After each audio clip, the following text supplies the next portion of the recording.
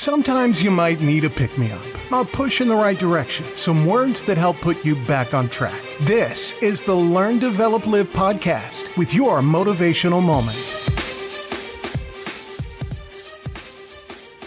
Good morning! Welcome to the Learn, Develop, Live podcast.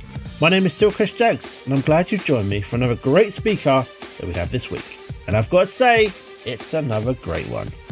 For your motivational moment this week, we have the incredible music giant, the one, the only, Jay-Z, dropping some incredible billionaire wisdom. Now, Jay-Z is a self-made billionaire, and his life advice on success and generating wealth will inspire and motivate you to change your life for the better. So enough from me, here is the man himself. Only two things can get you through this, man. That's patience and persistence. We all aspire, we all have the same emotions. You know, no matter who you are, where you're from, we all have the same emotions. You know, we all want to be successful. You know, we all have the same fears of failure. We all have feelings of abandonment. We all, want love. You have to have such a strong belief in yourself that you can quiet out all the outside noise, because you're gonna need that on every step of the way. You know, there are people that are projecting their fears and their shortcomings and failures on you. And you have to be very careful, with that. People telling you can't do that. Why can't I?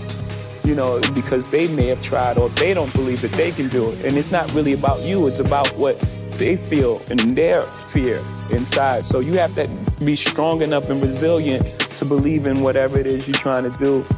Every human being has genius level talent. There are no chosen one. God is giving every single person genius level talent. You just have to find what it is that you're great at and then tap into it. First of all, I'm always, I'm constantly curious and always trying to evolve as a human being, right? That's one thing, trying to learn myself and learn my faults and learn the things I don't like and learn, whatever insecurities that we have as human beings. People look at you strange saying you changed, like you work that hard to stay the same, like you're doing all this for a reason. And what happens most of the time, people change. People change around you because they start treating you different because of your success. So you are changing. You don't change who you are, the core of who you are, the things you believe, the things you love, and the things you die for, and your principles. You don't change that, but you're going to change who you are. You're going to change. You can't do the same things. You can't hang on the corner. Some people may not be comfortable with that. I'm not really concerned with noise because I'm playing for a long game. I see 10 years down the road. Every now and again, I step outside of myself and I just look at my life objectively. Sometimes I find myself saying, who is that dude right there? Like, if you'd have told me 20 years ago that my life would be like this, I'm not sure I would have believed you. I heard people say I'm the luckiest man on the planet. I like to think I stay ready. A wise man once told me luck isn't some mystical energy that dances around the universe, randomly bestowing people with satisfaction and joy. You create your own luck. My uncle, he was telling me, like, my uncle said I never sold 1 million records. I sold 1 million records like 1 million times. Are you crazy? How are you gonna do that? How? I'm sure there's things that I do now that he can't believe that I was able to accomplish. But he couldn't even see it at the time. So he was just projecting, putting his fears on me. Right? How do you arrive at that point? You gotta also look at that.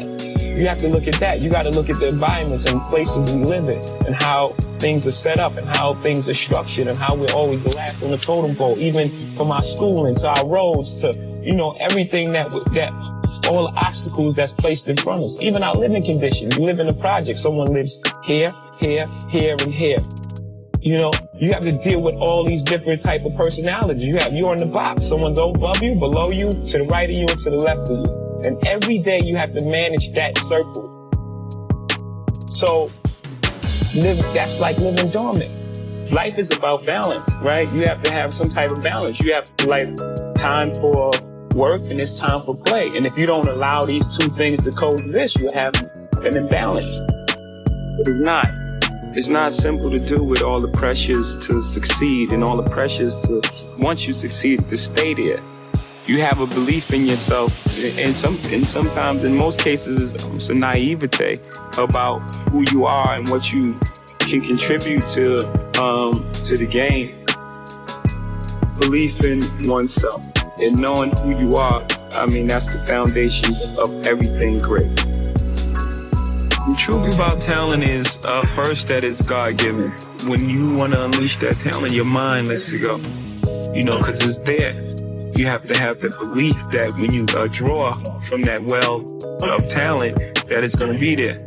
You have to have that belief that when you go into the basket, no one that's on that court can stop you.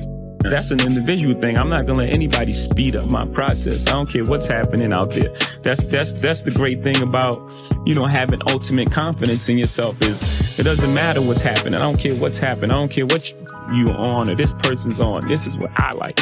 They have that thing that, that belief that you can only do one thing. We don't have that. We're not inflicted with that disease.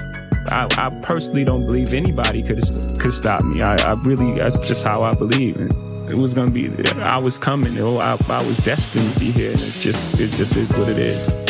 My mom bought me my first boombox, and my mom's friend bought me my first notebook. It was like this makeshift notebook of papers with no line. It was a green book with these little pins that you bend down on each side.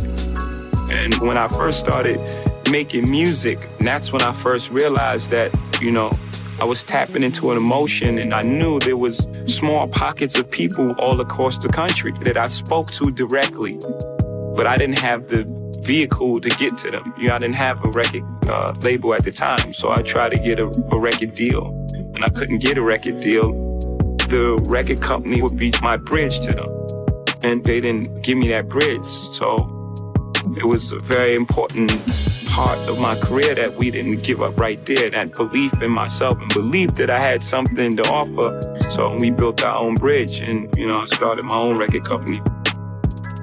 I had a really outside dream of being a millionaire by the time I was 30 years old. I actually calculated where it would take and all these different things, and I had no idea, I had no plan of how I was going to arrive at this point, other than this very distant outside chance of being a basketball player, which was very far because I never played any organized sports. I never really played on the team.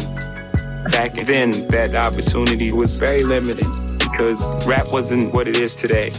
And my small circle of friends would say these stories, right? These short stories. So it was a hobby for everybody, I think. I remember the first time seeing Sugar Hill on Soul Train. I was like, what are they doing on there?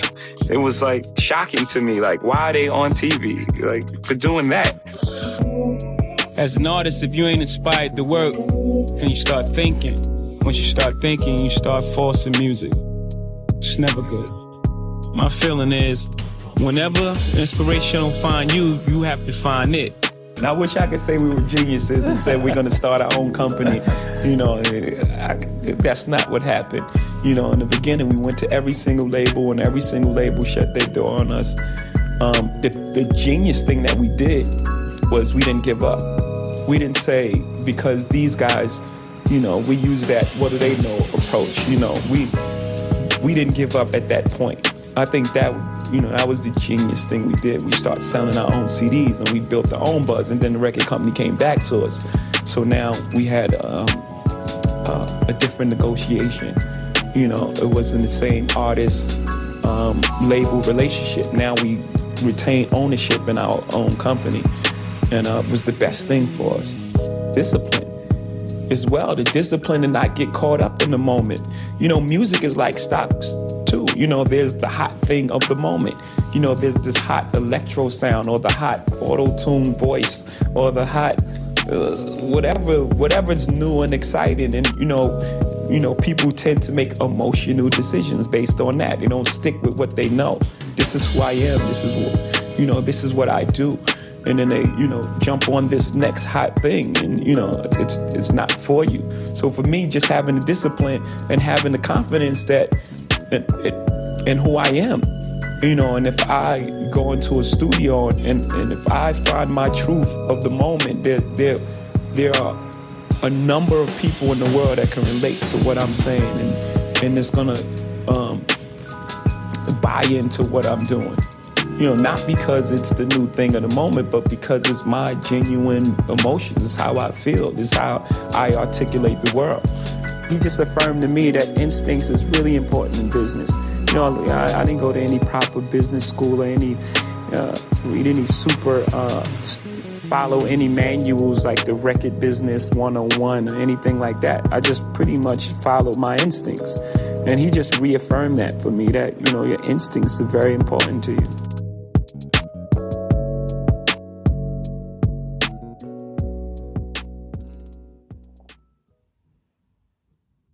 And that was Jay-Z with plenty of little golden nuggets for you and a real look into his mindset for conquering the music world the way he has for just all these years. As you heard, Jay-Z's uncle even said that he'd never sell 1 million records. Well, he proved him wrong, didn't he? And unfortunately, it's often the closest people to us that will fuel that bit of doubt you have and just make it into something that really shouldn't be there. But you can rise above it and you'll be able to see just how far you can go. If you'd like to see the video on YouTube itself, it's called Jay-Z Billionaire Wisdom and is published by VYBO. So thank you to them. Now, that is all I've got time for today. I'll be back tomorrow with more, but take care of yourself and I will see you in the next one.